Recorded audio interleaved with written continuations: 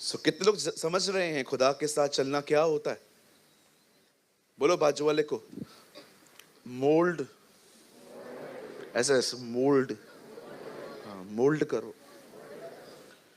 आज सुबह सुबह मैंने अपनी बहन को मोल्ड किया। हाँ, मेरे गुड मॉर्निंग बोलने के तरीके बड़े अजीब होते। मैं मार के गुड मॉर्निंग बोलता हूँ। कितने लोग को बोलूं गुड मॉर्निंग? नहीं चाहिए। WWE अंदर से निकली नहीं है। वो चलता था ना WWF, उसमें लास्ट में लिखा रहता था डोंट ट्राई एट होम। कृपया घर वालों पे इसका उपयोग न करें।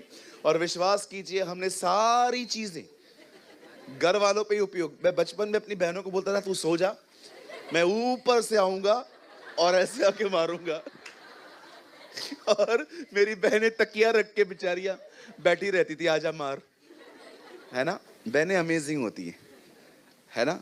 Come on brothers, clap clap for sisters. धन्यवाद हमारी खुशी के लिए, पिटने के लिए। खुदा आपको बहुत बरकत दे। आपके उत्तम दिन आने वाले हैं। आमीन। ये सिर्फ मैं ही करता था कि आप में से भी कोई था यहाँ पर? गौरन करता था क्या? चिताली को मारा था तुमने कभी? कभी बहुत मारा है। बहन आज तू धो डाल। और कोई यहाँ पर मेरी तरह करता था हरकतें? 1 2 3 4 5 6। अच्छा लगता है जब मैं लोगों को देखता हूं जो मेरी तरह बेवकूफ थे। चलिए, in the chapter of death परमेश्वर ने एक बंदे को उठा लिया, है ना? अब करोड़ों जाएंगे।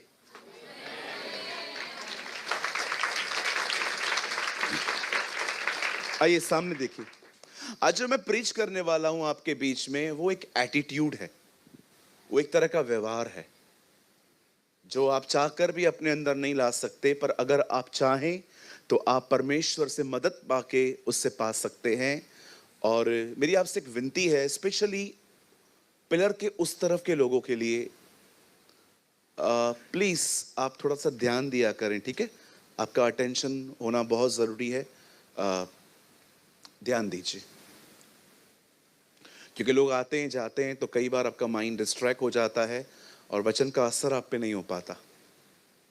आइए सामने देखिए, सुनिए।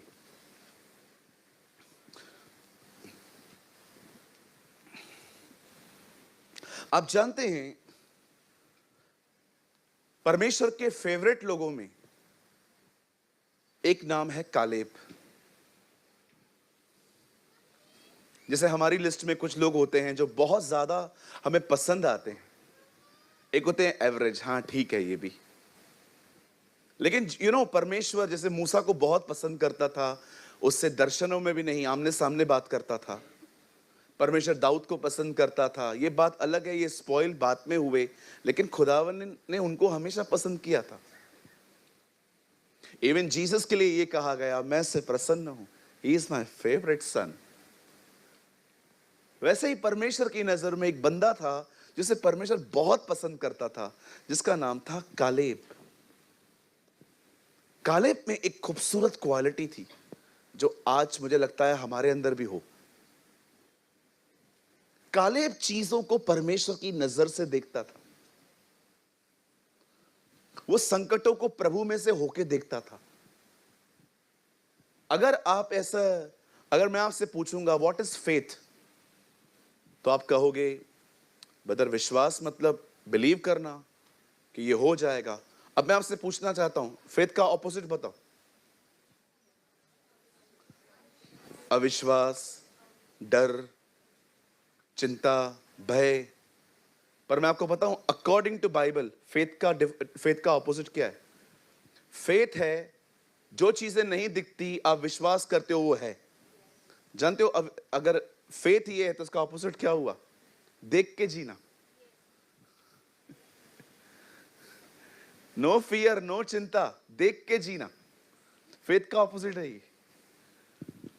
विश्वास ये है कि मैं जो कुछ खुदा से मांगता हूं, मेरा भरोसा है कि वो परमेश्वर ने कर दिया है। अब इसका ऑपोजिट करो, भले दिख रहा है नहीं दिख रहा है तो भी मेरा विश्वास है खुदा ने किया है, और अब अपोजिट करो, फेथ अनफेथ का मतलब क्या है? दिख रहा है मुझे कि कुछ भी ठीक नहीं हुआ है।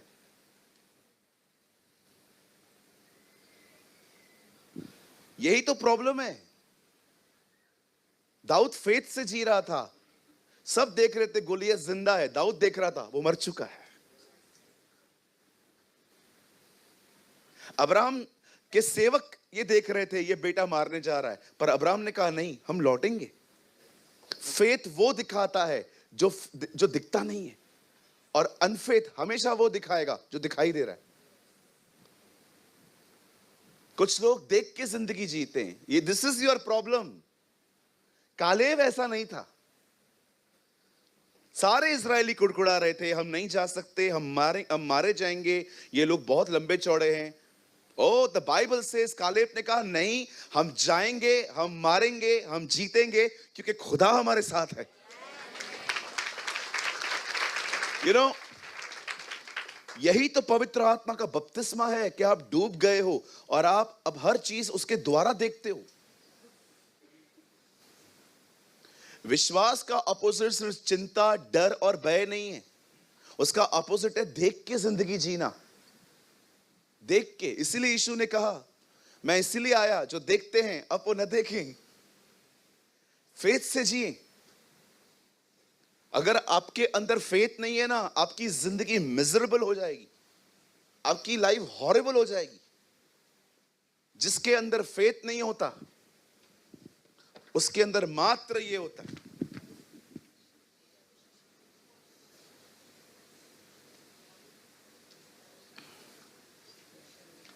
सिर्फ ये चीजें होती, और ये बहुत पेनफुल चीज है। कब आखिर कब? अच्छा ड्राइंग है ना मेरा?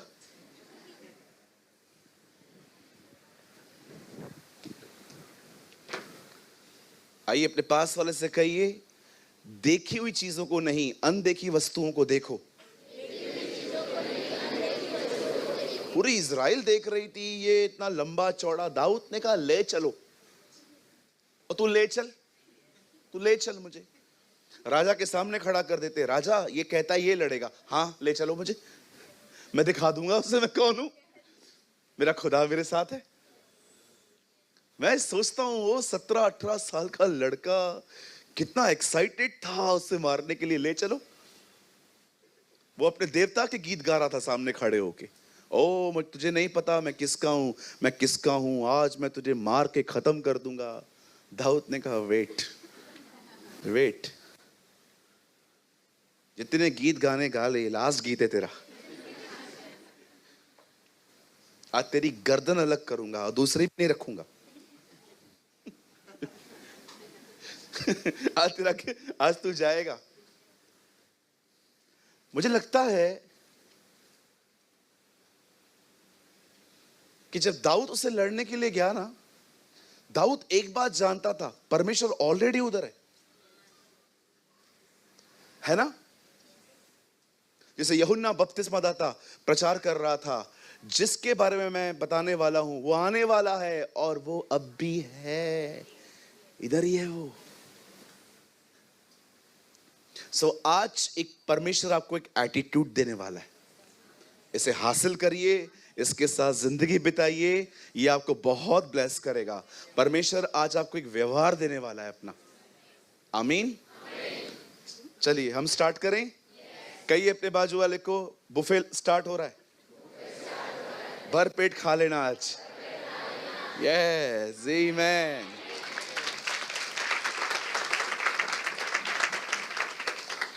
आइए मेरे साथ खोलिए एक खुदा का पाक कलाम खोलें, यूहन्ना का 9 अध्याय, जॉन चैप्टर 9।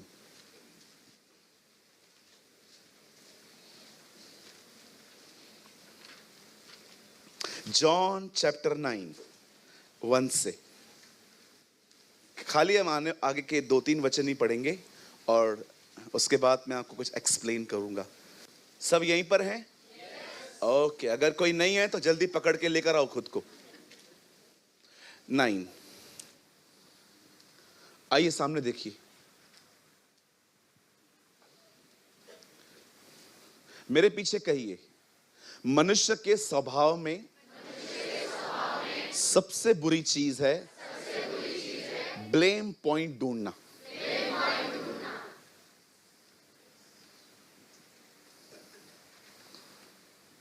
हम हमेशा चीजों को बिगड़ते देखकर ये नहीं सोचते कि बनाऊं कैसे, पहले ये बताओ ये बिगड़ा कैसे।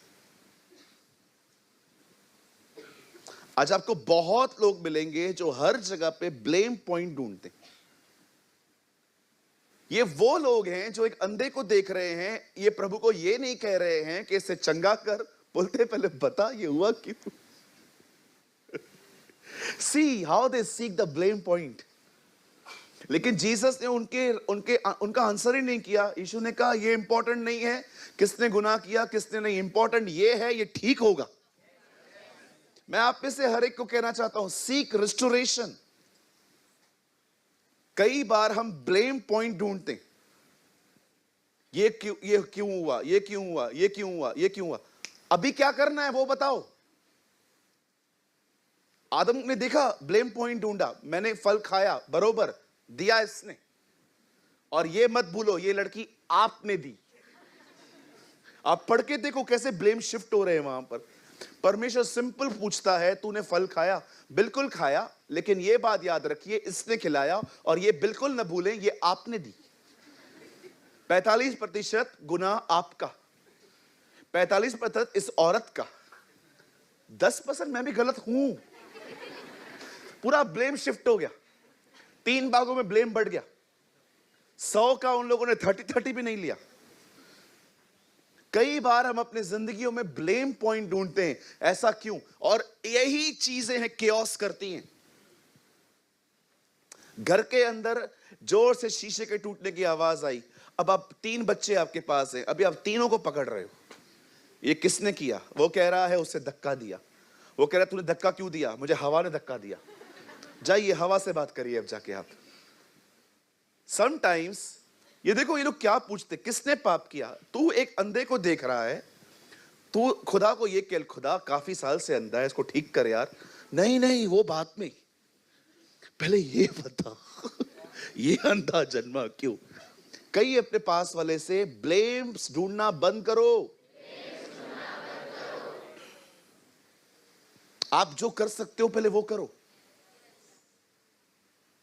घर के घर तबाह हो गए हैं लोगों की इन आदतों की वजह से। शो थियो ही है, कह कयो ही है, थियो हाने छा क्या। रेस्टोरेशन ढूंढो ना। हमारे प्रभु को देखो, मुद्दे की बात बता रहा है 3 में, देखो प्रभु ने क्या कहा। 3 में यीशु ने कहा किसने पाप नहीं किया, भाई चुप रहो, इंपॉर्टेंट